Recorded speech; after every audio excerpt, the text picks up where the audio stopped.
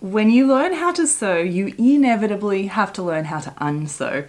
You might have heard the different terms of unpicking or seam ripping and thinking, is there a difference? What's the difference?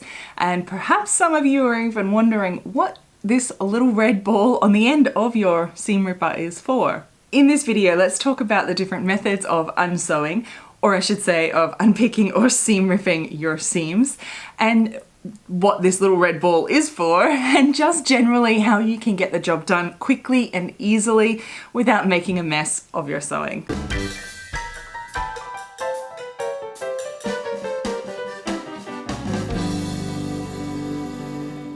Welcome back, my lovely ladies and gents. It is always such a pleasure to see your smiling faces here. Now, I know we actually have quite a number of new people around here, and so welcome. I like to say that the seam ripper is a dressmaker's best friend because you always need it. Now, I don't want to be the bearer of bad news for probably you new sewers who are thinking that you're making mistakes and hate having to get out the seam ripper to, unpick your stitches and do it again. You can't wait for the day when you never have to pick up the seam ripper again. Well, yeah, as I said, I don't want to be the bearer of bad news, but that day will never come. I promise you, it is just part of sewing. It doesn't matter how long you have been sewing, unpicking stitches is just part of it. It still happens. You'll always still make a little mistake here or there, or even when you didn't make a mistake, you still need to use this to unpick basting stitches perhaps sometimes. So you even need it when you don't make mistakes. So I encourage you to not think of it as a problem or that you're doing something wrong that you need to use this, but just don't even give it a second thought. Just if you make a mistake, you need to unpick something, just pick it up, just do it, move on, don't give it a second thought. Let's start with sort of what the difference is between seam ripping and unpicking, and then I will give you a few demonstrations on how to best do this to make it easier and smoother process so you can just get it done quickly and move on, like I said. So the big question, seam ripper or unpick? So some of you have probably heard either or term, and well, is there a difference? Not for the tool. So it is the exact same tool. I think it is just a case of depending on which country you are from as to whether you call this a seam ripper or an unpick like I do. That is all. For the device, there is different methods that you would either be ripping seams or unpicking seams, and that is what we're going to talk about. So I actually became acutely aware recently that a lot of people take the term seam ripper because they've seen that this is called that very literally. We recently, just last week, I had a virtual meetup with my members of Vintage Sewing School, and that's when I became very aware that they were thanking me so much because they heard me use the term and my videos, the term unpick rather than just seam rip. And so they'd been seam ripping and making a giant mess of things and making it really hard, and they just couldn't quite get the hang of it until they heard me talk about unpicking and watching me do it, that things became a lot easier and their unpicking life became a lot smoother and less messy. The absolute first rule is that you need a sharp unpick. None of this will work if you're using a blunt one. So there's also was a very interesting story from the meetup because one of the ladies, I think Nikki, might have said on this topic that made us all laugh because her words were, I found out that the seam ripper that came with my machine in 1973 just doesn't cut it anymore. Yeah, made us all giggle. So yes, you definitely need a sharp one, and I'll come back to more of that at the end. I use these ones from Clover. They stay sharp quite long. It's pretty good. I have a link to those down in the description box below if you're interested in getting some for yourself, but there's many brands out there. If you have any suggestions of reusable wooden ones, leave me a comment below because I'm very interested in that. Okay, so get a sharp one and I'll demonstrate that later, but let's keep going. So unpicking, let's start there because this is what I call it and this is what I say rather than seam ripping. As I said, it's all the same tool, it's just a different technique. So when we unpick, think about it, really unpicking. So it's a lot slower process, and this is how I do it. And depending on the fabric you have, the type of stitches you've got, what you're trying to unpick, you might get different reasons and do different techniques for different things. So always take off your back stitches first and get it started.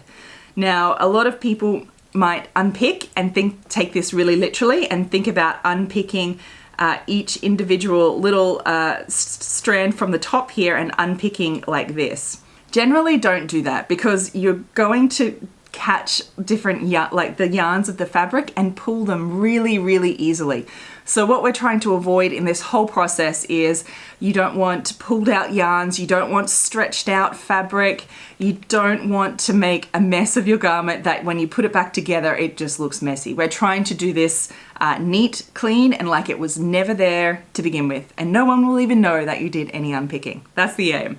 So what I like to do, as I said, get it started, pull it around this way. This is the safest way to do this. And then pull your seam open, and you'll see that as soon as you start pulling it open, it actually, the threads start pulling apart, and you can see them there, and you can get in and unpick them, right?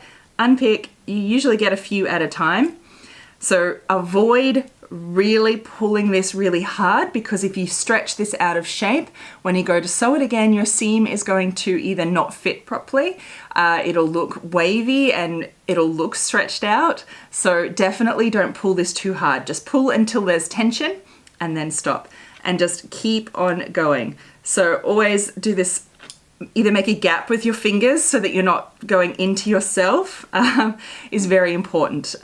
Figure out what works with your hands and how it, you know, I'm sure your fingers will move in different ways than mine.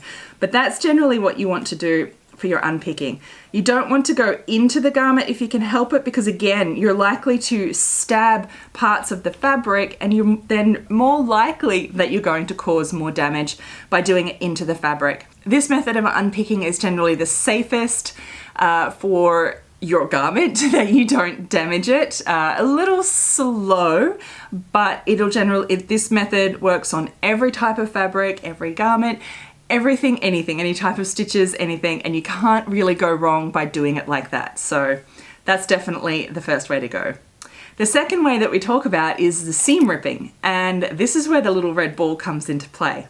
So this one is quite interesting. When you see this for the first time, it's a bit mind-blowing. So let's get into this.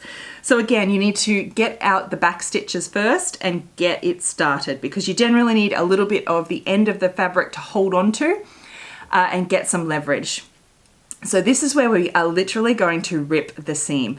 Now, there is a huge warning on doing this method, and I'll come to that at the end once I show you the actual technique. So generally, a lot of people have seen this where you sort of seam rip, right?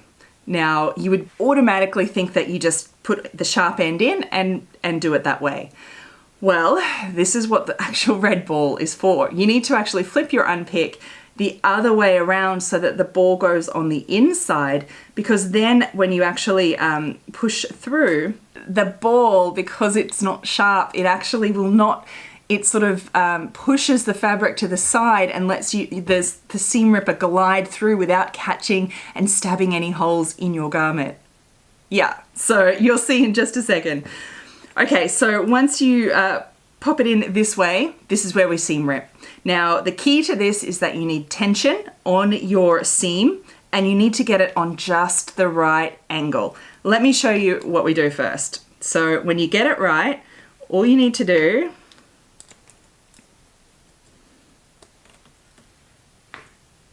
I know, right? Whole seam done really, really quickly, and it's all unpicked, or seam ripped, I should say.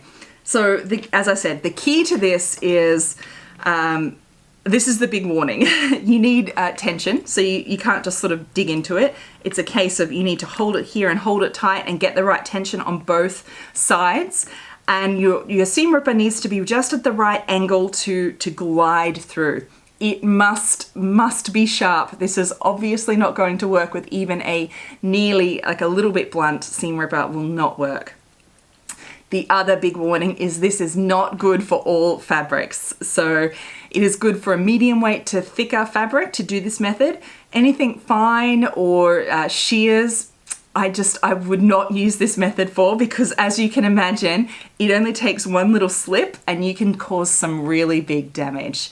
If you're not a particularly delicate person at doing things, maybe this isn't the best method either, because as soon as when you're doing this, as soon as you feel tension and it sort of stops, stop immediately. If you force it, you'll likely cause, you've got a bit of fabric and then you'll tear a hole in your fabric really quickly. So as soon as you feel tension, stop.